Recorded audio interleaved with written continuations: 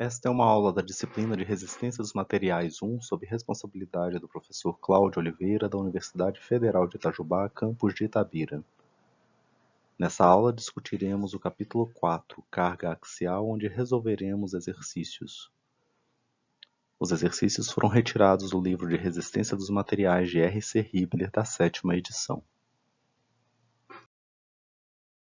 Exercício 4.88. Se a tensão normal admissível para a barra for 120 MPa, determine a força axial máxima P que pode ser aplicada à barra. Observe que nesse exercício o corpo tem um furo e um canto vivo.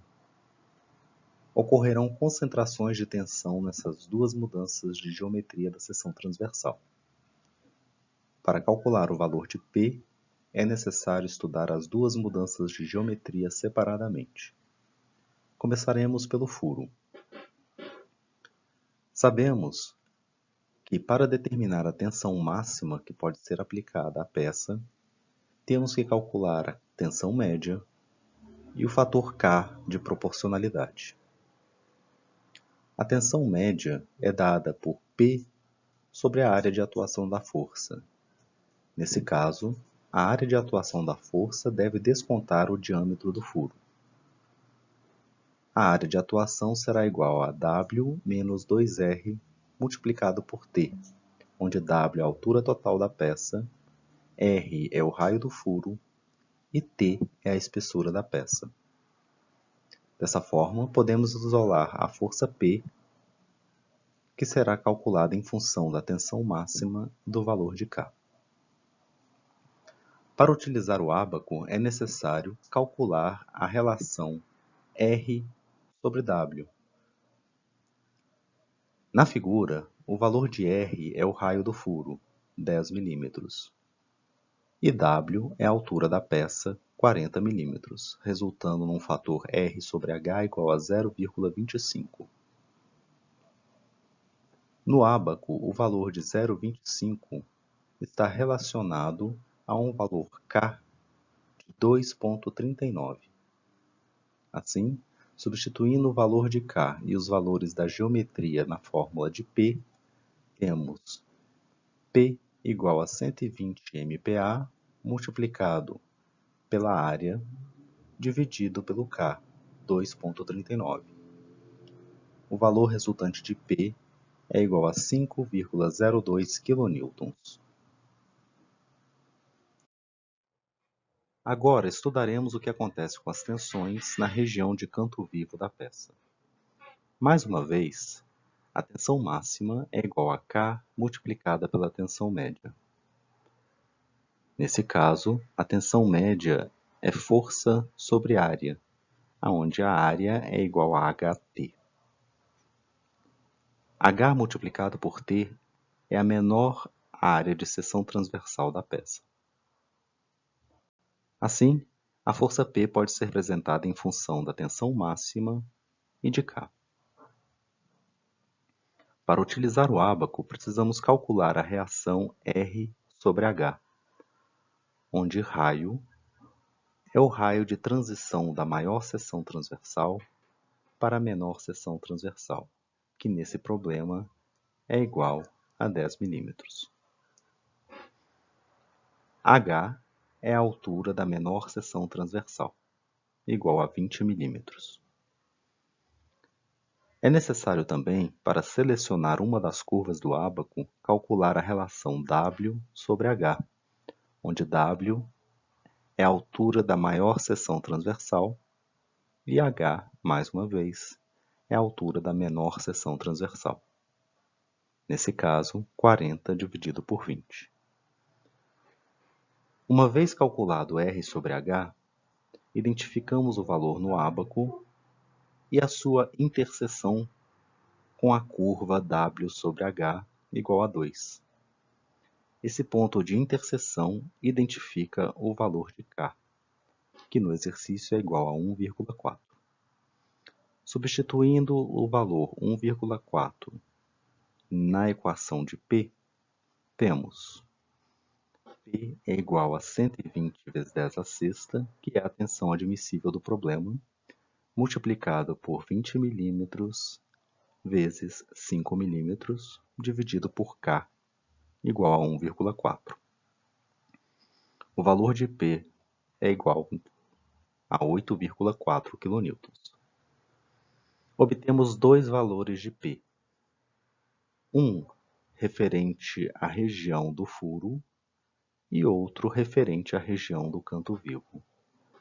A resposta do problema é P igual a 5,02 referente à região do furo.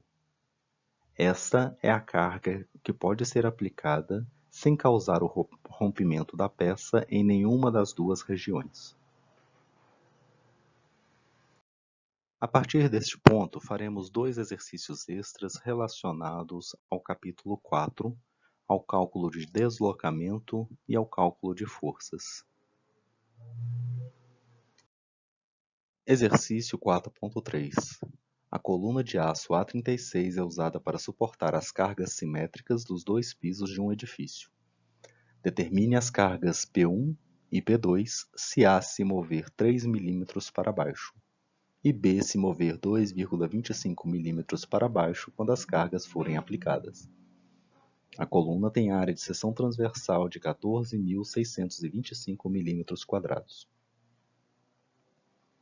Observe neste exercício que o deslocamento do ponto A depende do encurtamento da barra AB e da barra BC.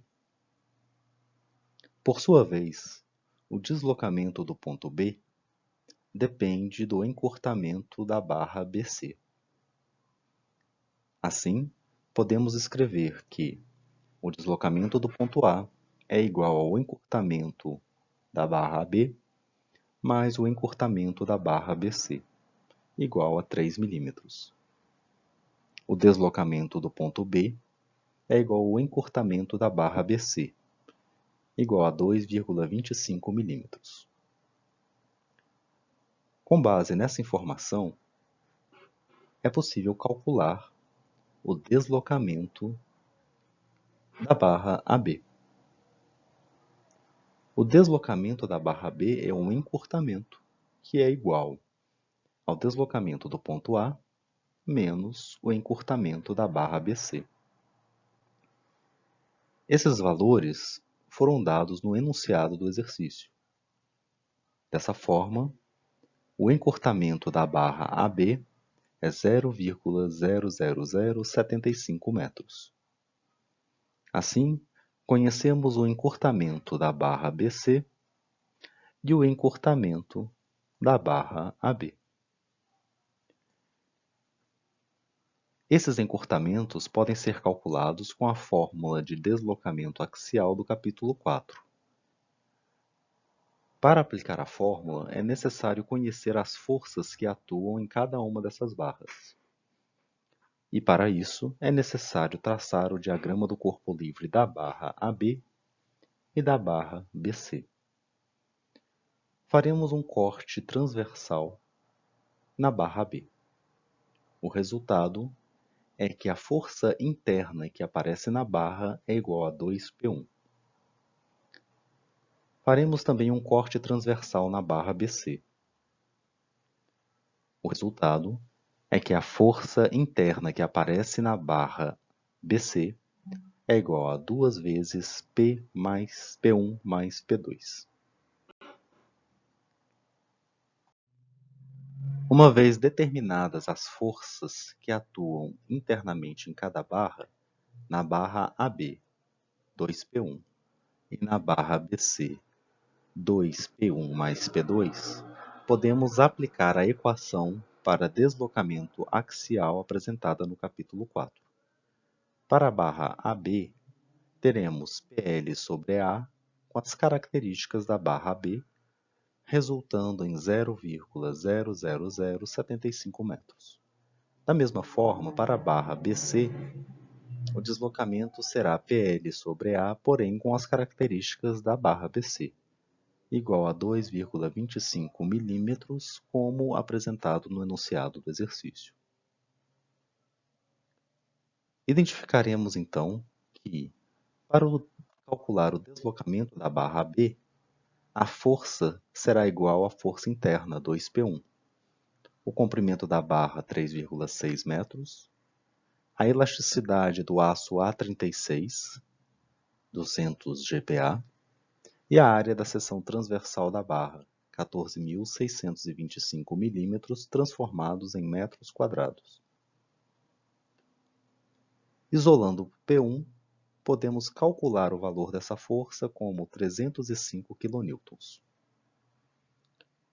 Para a barra BC, o valor da carga interna é 2 multiplicado por P1 mais P2, multiplicado pelo comprimento da barra, dividido por 200 GPa, que é o módulo de elasticidade do aço A36, e pela área da seção transversal.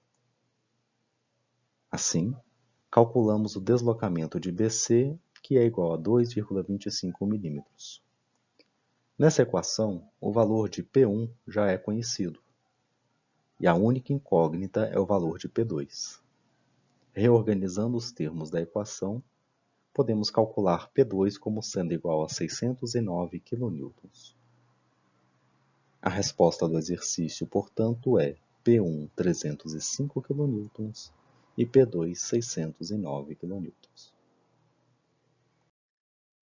Exercício 4.15. O conjunto é composto por 3 hastes de titânio e uma barra rígida AC. A área da seção transversal de cada haste é dada na figura. Se uma força vertical P igual a 20 kN for aplicada no anel F, determine o deslocamento vertical do ponto F. A elasticidade do titânio é igual a 350 GPa. Observe que neste exercício temos duas barras verticais conectadas a uma plataforma horizontal que, por sua vez, está conectada a uma outra barra vertical. O ponto F vai se deslocar para baixo por causa da aplicação da força P. Para calcular o deslocamento do ponto F, é necessário determinar o alongamento de cada uma das barras de titânio. Para aplicar a equação do capítulo 4 e determinar o alongamento das barras, precisamos do diagrama de corpo livre das barras. Começando com as barras superiores, temos a força FAB na barra AB e a força FCD na barra CD. Para determinar o valor dessas duas forças, faremos o somatório dos momentos no ponto A. Considerando o momento horário como positivo, vemos que a força FAB não faz momento porque passa pelo ponto. A força de 20 kN faz momento positivo e tem braço de alavanca 0,5 metros. A força FCD faz momento negativo e tem braço de alavanca 1,25 metros. Para equilíbrio dos momentos, esse somatório é igual a zero. Isolando a força FCD, calculamos um valor de 8 kN. Agora, para garantir o equilíbrio das forças verticais, faremos o somatório das forças verticais. FAB mais FCD menos 20 kN, igual a zero. Isolando o valor de FAB, calculamos 12 kN. Para determinar a força interna na barra EF, faremos um corte transversal nessa barra e verificaremos que surgirá uma força interna igual a 20 kN, contrária à força P. Esses valores de força serão utilizados para calcular o deslocamento destas barras nos próximos slides. A força interna de cada barra foi calculada. A área da seção transversal dessas barras está apresentada na figura. Na figura também é possível identificar o comprimento de cada barra. Além disso, o enunciado do exercício fornece a elasticidade do titânio, 350 GPa. Assim, é possível determinar o alongamento de cada uma dessas barras utilizando a equação do capítulo 4. Para a barra AB, o alongamento será igual a PL sobre EA, resultando em 12 kN ou 12.000 newtons, multiplicado pelo comprimento da barra, 2 metros, dividido pela elasticidade do titânio, 350 vezes 10 a nona PA, e multiplicada pela área da seção transversal, 60 vezes 10 a menos 6, para fazer a conversão de milímetro quadrado para metro quadrado. Isso resulta num alongamento de 1.143 vezes 10 a menos 6 metros. De maneira análoga, podemos calcular o alongamento da barra CD e o alongamento da barra EF. O enunciado do exercício solicita o cálculo do deslocamento do ponto F. O deslocamento do ponto F será igual ao deslocamento do ponto E mais o alongamento da barra EF. O alongamento da barra EF foi calculado no slide anterior. Já o deslocamento do ponto E depende do deslocamento do ponto A e do deslocamento do ponto C. O deslocamento do ponto A e do ponto C, por sua vez, são iguais aos deslocamentos da barra AB e da barra CD, que também foram calculados no slide anterior. Assim, podemos representar o deslocamento do ponto A e do ponto C graficamente. Veja a figura. Para calcular o deslocamento do ponto E, vamos admitir que a movimentação da barra seguiu duas etapas. A barra, que inicialmente era horizontal, sofrerá um deslocamento vertical e permanecerá na posição horizontal. O valor desse primeiro deslocamento é o deslocamento do ponto C, 1.061 vezes 10 a menos 6 metros. Em seguida, o ponto C permanece fixo e o ponto A sofre um novo deslocamento de 82 vezes 10 a menos 6 metros. O valor 1.061 mais 82 é o valor do deslocamento total do ponto A. O ponto E também sofre esse deslocamento em duas etapas. Inicialmente, sofre um deslocamento de 1.061 vezes 10 a menos 6 metros e, em seguida, um outro deslocamento adicional de valor desconhecido, x. Podemos dizer, então, que o deslocamento do ponto E é igual a 1.061 mais x vezes 10 a menos 6. Dessa forma, podemos calcular x por semelhança de triângulos. X está para 0,75, assim como o valor 82 está para 1,25. Portanto, x é igual a 49,2 vezes 10 a menos 6 metros. Calculando o valor do deslocamento do ponto E, temos 1.061 mais 49,2 multiplicados por 10 a menos 6. Isso resulta em 1.110 vezes 10 a menos 6 metros. Conhecido o deslocamento do ponto E o alongamento da barra EF, já é possível conhecer o deslocamento do ponto F. Esse deslocamento será igual a 1.143 mais 1.111 vezes 10 a menos 6 metros, resultando em 2,253 milímetros.